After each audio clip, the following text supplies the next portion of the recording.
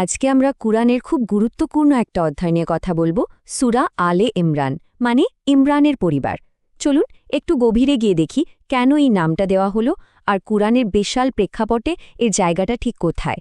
কখনো কি মনে হয়েছে যে কিভাবে একটা প্রাচীন টেক্সট আদম, মরিয়ম আর ঈসার মতো বিশাল চরিত্রদের গল্পগুলোকে এক সুতোয় বাঁধতে পারে? ঠিক এই কাজটাই কিন্তু কোরআনের এই অধ্যায়টা করে।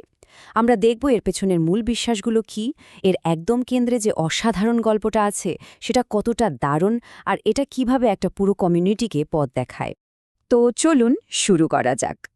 যে কোনো গল্পের ভিত্তি বুঝতে হলে তো এর মূল আইডিয়াটা জানা দরকার, তাই না? তাই আমরা প্রথমে সূরার সেই অংশটা দেখব যা এর পুরো ধর্মতাত্ত্বিক ভিত্তিটা তৈরি করে দিয়েছে।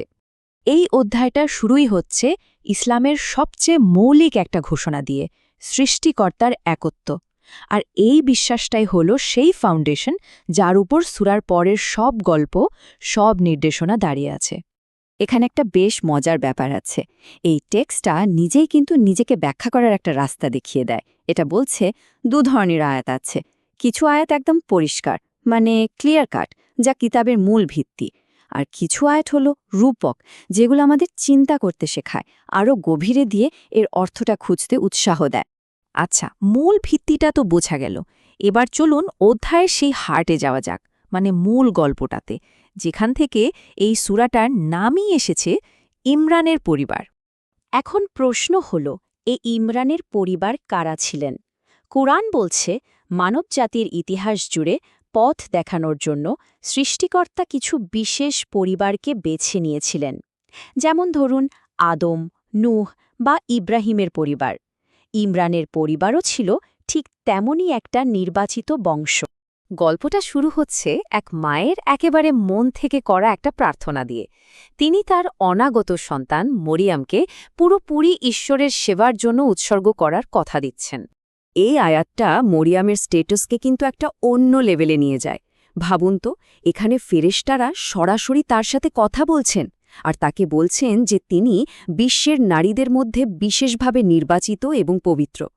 মরিয়মের এই অসাধারণ গল্পের পর বর্ণনাটা খুব স্বাভাবিকভাবেই তার ছেলে ঈসা বা জিসাসের জন্ম আর তার মিশনের দিকে এগিয়ে যায়। এখানে আমরা সেই অলৌকিক মুহূর্তটার বর্ণনা পাই যখন মারিয়ামকে জানানো হচ্ছে যে তার একটি ছেলে হবে।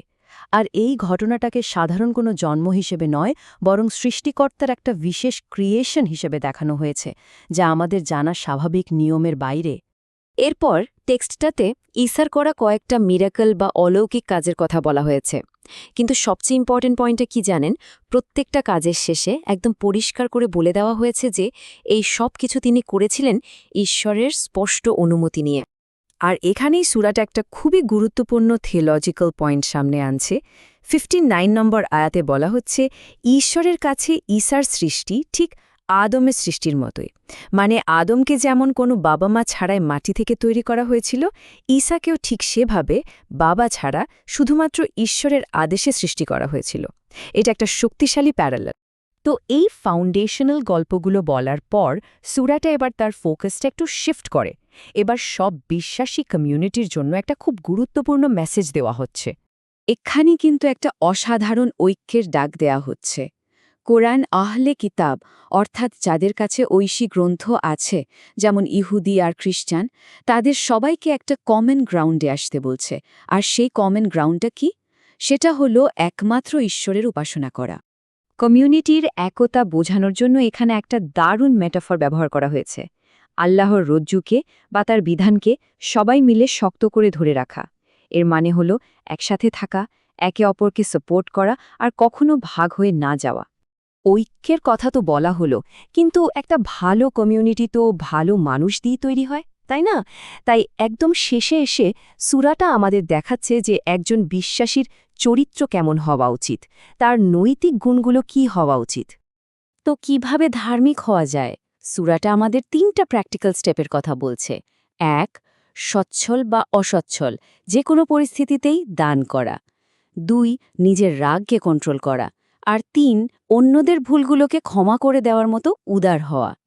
আর দানের আইডিয়াটাকে এখানে কিন্তু একটা অন্য লেভেলে নিয়ে যাওয়া হয়েছে। বলা হচ্ছে সত্যিকারের ধার্মিকতা ততক্ষণ পর্যন্ত আসেই না যতক্ষণ পর্যন্ত না একজন মানুষ তার সবচেয়ে ভালোবাসার জিনিস থেকে দান করছে।